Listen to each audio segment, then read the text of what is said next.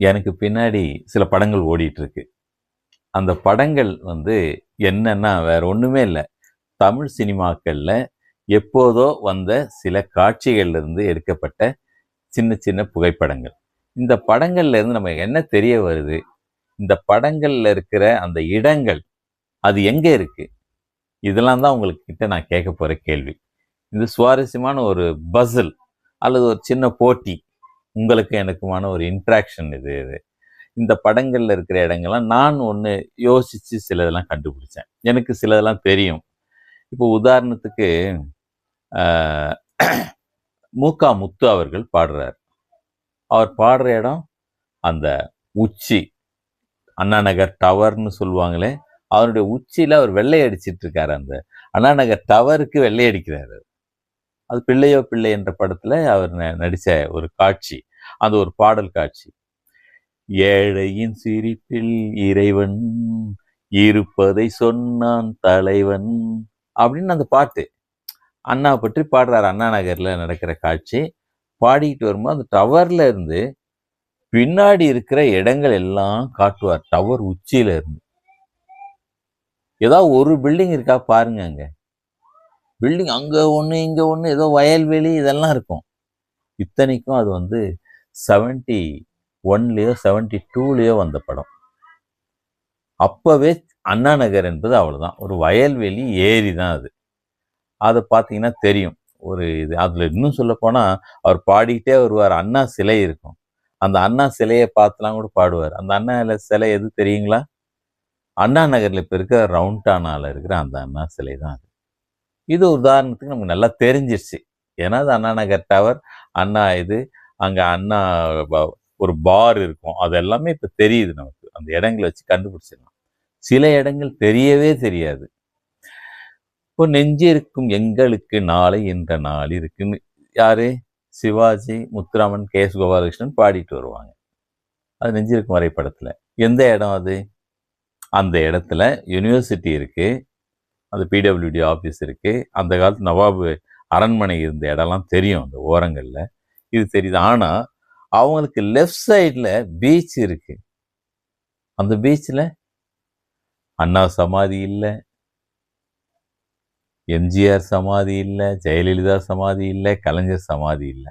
அது ஒரு கடற்கரை தான் தெரியும் அந்த பக்கம். இது எவ்வளவு பெரிய ஒரு ரெக்கார்டு. அது அந்த மாதிரி இல்லாத ஒரு படத்தை நம்ம எடுத்து வைக்கவே இல்லை. அந்த படங்கள்ல கிடைக்குது, அந்த திரைப்படத்துல. அதே போல காதலிக்க நேரமில்லைல என்ன பார்வை உந்தன் பார்வை அப்படின்னு சொல்லுவாங்க. இந்த இடத்துல நீங்க பாத்தீங்கன்னா அவங்க டான்ஸ் ஆடிட்டு இருக்கிற அந்த இடம், முத்துராமனும் காஞ்சனாவும் அந்த பாடல் பாடி டான்ஸ் நடனம் ஆடிட்டு இருக்கிற அந்த இடம் இப்போ அண்ணா சமாதி இருக்கிற இடம். அந்த இடம் காலியா இருக்கு. இப்படி நம்ம பார்த்த சில படங்கள்ல வெறும் படம் பார்க்கறது, பாடல் கேட்கறது, இசை கேட்கறது மட்டும் இல்ல. இந்த சென்னை டே 387வது இந்த டேல நான் சொல்ல வர்றது, நம்ம தெரிஞ்சிக்க வேண்டிய ஒரு விஷயம், சினிமாக்கள்ல இப்படி ஒரு வரலாறு புதைஞ்சு கிடக்குது. நிறைய படங்கள்ல இந்த மாதிரி இருக்கும். ஒரு படத்துல எம்.ஆர். ராதா பேப்பர் படிச்சுட்டு இருப்பாரு. பேப்பர் பார்த்தீங்கன்னா இன்னைக்கு இருக்கிற பேப்பர் மாதிரி டபுள் பங்கு இருக்கும். அந்த பேப்பர் இவ்வளோ பெருசா இருக்கும். அதை வச்சு படிச்சுட்டு இருப்பாரு. அப்போ பேப்பருடைய சைஸ் எப்படி இருந்ததுன்னு தெரியும். ஒரு நோட் எடுத்து சிவாஜி ஆலயமணியில கொடுப்பாரு. எடுத்து பார்த்தா அந்த நோட்டு இவ்வளோ பெரிய நோட்டா இருக்கும். 100 நோட்டு இவ்வளோ பெருசு. அது நம்ம இந்த பாக்கெட்ல எல்லாம் 8 10 மடிச்சாதான் வைக்க முடியும். அவ்வளோ பெரிய நோட்டு இருந்திருக்கு. ஒரு 10 ரூபா தாள் எவ்வளோ பெருசா இருந்திருக்குன்னு அதில் பார்த்தீங்கன்னா தெரியும். இப்போ அதே போல நம்ம தமிழ் சினிமா மூலமா சென்னையினுடைய வரலாறை தெரிஞ்சிக்க முடியுது. நம்ம நாட்டினுடைய வரலாறை, தமிழகத்தின் வரலாறு எல்லாமே தெரிஞ்சுக்க முடியும். அதனால சினிமா பார்க்கும்போது இதையும் சேர்த்து பார்க்கணும் என்பதுதான் என்னுடைய ஒரு வேண்டுகோள். நெஞ்சம் உண்டு நேர்மை உண்டு ஓடு ராஜா அப்படின்னு எம்ஜிஆர் ஒரு படத்துல ஒரு குதிரை வண்டியில போவார். மெட்ராஸ் முழுக்க வருவார் அவர். அண்ணா சிலை வச்ச நேரம், அண்ணா மறைந்த நேரம். அது அப்ப அண்ணா மறைஞ்சாருன்னா நம்ம தெரிஞ்சுக்கலாம். 69 அந்த சிலை வச்சுதான் அது உடனே மறைஞ்சிட்டார் அவர்ன்றதுனால அந்த பீரியட் தெரியும். அப்போ இருந்த சென்னை இப்போ 70s சென்னைன்னு வச்சிங்களேன். 1969 அல்லது 70ல் எடுத்த அந்த படத்தினுடைய சென்னை காட்சியை நம்ம பார்க்கிறோம். அப்போ அந்த அண்ணா சாலையினுடைய அந்த ரவுண்டானா இல்லை, சப்வே இல்லை, எதுவுமே இல்லை. அந்த இடம் எப்படி இருக்குன்னு பாருங்க.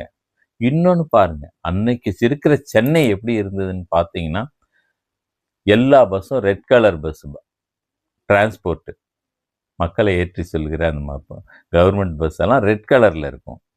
அது பல்லவன்னு போட்டிருக்கும். அது இப்போ பஸ் இப்போ இல்லை. இப்போ நம்ம அதையும் தெரிஞ்சுக்க முடியும். அதே போல முக்கியமா காக்கும் கரங்கள் என்ற படத்துல வந்து எஸ்எஸ்ஆரும் அவங்க அவங்க மனைவியும் நடிச்ச ஒரு பாடல் காட்சி உண்டு. அள்ளி தண்டு கால் எடுத்து அடிமேல் அடி எடுத்து. அந்த பாட்டு உண்மையில சொல்லப்போனால் நான் பிறந்த வருஷம் வந்ததுனால எங்க அம்மா என்னை வச்சுட்டு அந்த பாட்டை பாடினதுலாம் எனக்கு இப்போ நினைவு வருது. அதுல இருக்கிற ஒரு பெரிய ஒரு வரலாறு. என் பின்னாடி அந்த காட்சி இப்போ வச்சிருக்கேன், அதை பாருங்க.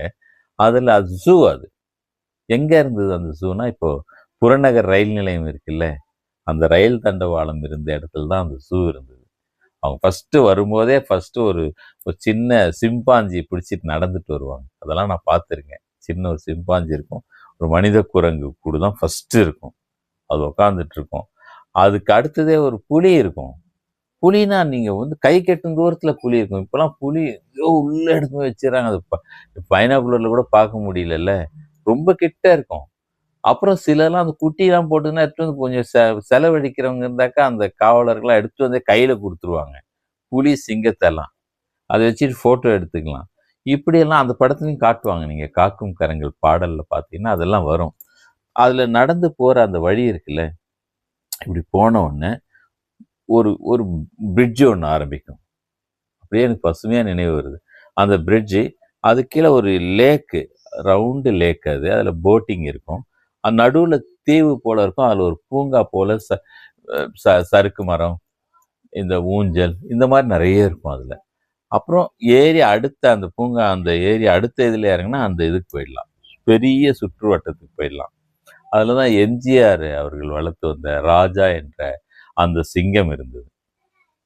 சென்னை பற்றி சொல்லும்போது எனக்கு இதெல்லாம் கிளர்ந்துக்கிட்டு வருது ஞாபகம்.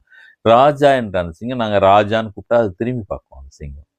எம்ஜிஆர் வந்து ஒரு கட்டத்துக்கு அப்புறம் அதை வளர்க்க முடியாமல், ஒரு வீட்டுக்குள்ளே வச்சு வளர்க்க முடியல சிங்கத்தை. ராமாவரம் தோட்டத்தில் இருந்தது. அதே போல் எம்ஜிஆர் ஒரு கரடியும் வளர்த்தாரு, இதெல்லாம் வளர்த்துருந்தார். ஒரு பெரிய சிங்கமும் வளர்த்தார். இதெல்லாம் வந்து அவர் ஜூவுக்கு கொடுத்துட்டார். அதனால் அந்த எம்ஜிஆர் அன்புடன் வழங்கிய சிங்கம், என் பெயர் ராஜான்னு இருக்கும். போய் அதை கூப்பிட்டுட்டு இருப்போம், அது பார்க்கும். இதெல்லாம் வந்து இப்போ அது எம்ஜிஆர் நினைவு இல்லத்தில் பாடம் பண்ணி வச்சுருக்காங்க. அந்த சிங்கத்தை உயிரோடையும் இப்போ பாடம் பண்ணியும் பார்த்தவன் நான்ன்றதுனால இது சென்னை நினைவுகளோடு இதை சொல்கிறேன். சென்னை வந்து மிக சுவாரஸ்யமான வரலாறுகள் கொண்டது. நீங்கள் அந்த பழைய படங்களில் பார்த்தீங்கன்னா இப்போ இருக்கிற மெட்ரோ ஸ்டேஷன்கள் இருக்காது. இதெல்லாம் நம்ம பார்க்கறதுக்கு நிறைய புது புதுன்னா பழைய தேட்டர்லாம் தெரியும். திடீர்னு ஆனந்த்னு ஒரு தேட்டர் தெரியும், சஃபயர்னு ஒரு தேட்டர் தெரியும், அலங்கார்னு ஒரு தேட்டர் தெரியும். இதெல்லாம் இப்போ இல்லை. சென்னை மவுண்ட் ரோட்டில் பார்த்தீங்கன்னா ஒரு ஒரு ஒரு 25 தேட்டர் இருந்தது. எங்கே, இந்த ஜெமினி பிரிட்ஜில் இருந்து அந்த பக்கம் அண்ணா சிலை இருக்கு இல்லையா, அதுக்குள்ளேயே வந்து ஒரு ஒரு ஒரு 20-25 தேட்டர்கள் இருந்தது. ஒன்று கூட இல்லை, அந்த தேட்டர்கள். அதை நினைச்சாக்கா அதெல்லாம் அந்த படங்களில் தான் நம்ம பார்க்க முடியும்.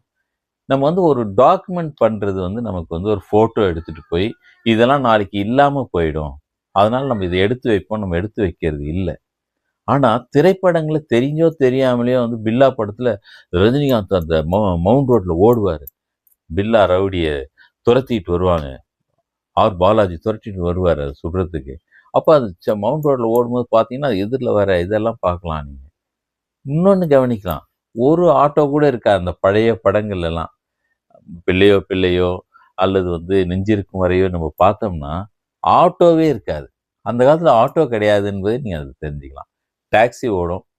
இப்போ இருக்கிற அவ்வளோ பைக்குகள் எதுவுமே இருக்குது, காலியாக இருக்கும் ரோடு, இவ்வளோ ரஷ் இருக்காது.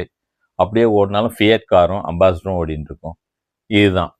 அப்புறம் அதே மாதிரி நெஞ்சிருக்கும் வரையில் நான் முக்கியமாக இன்னொன்று பார்த்தேன்.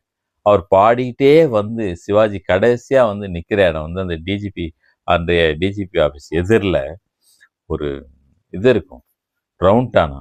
அந்த ரவுண்டானாவில் வந்து தான் அப்படி பாடுவார் 3 பேரும், சிவாஜியும் கேஎஸ் கோபாலகிருஷ்ணனும் முத்துராமனும் பாடுவாங்க.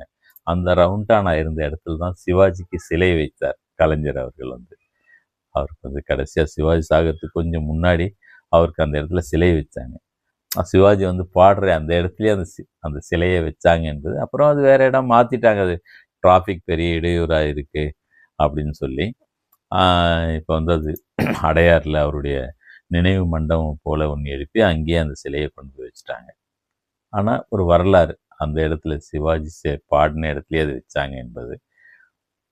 இப்படி நிறைய பாடல்களில் நம்ம பார்க்குற காட்சிகள் மூலமாக ஒரு ஒரு ஒரு டாக்குமெண்ட்டை அடையிறோம். சென்னை சினிமா என்பது வெறும் டாக்குமெண்ட் மட்டும் இல்லை, வெறும் பாடல் காட்சி மட்டும் இல்லை, அது ஒரு டாக்குமெண்ட் என்பதை நான் ஏற்கனவே ஒரு தடவை சொன்னேன்.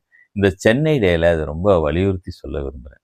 சென்னை பார்த்தீங்கன்னா ஒரு இடத்துல அந்த குதிரை வண்டி ஓட்டிட்டு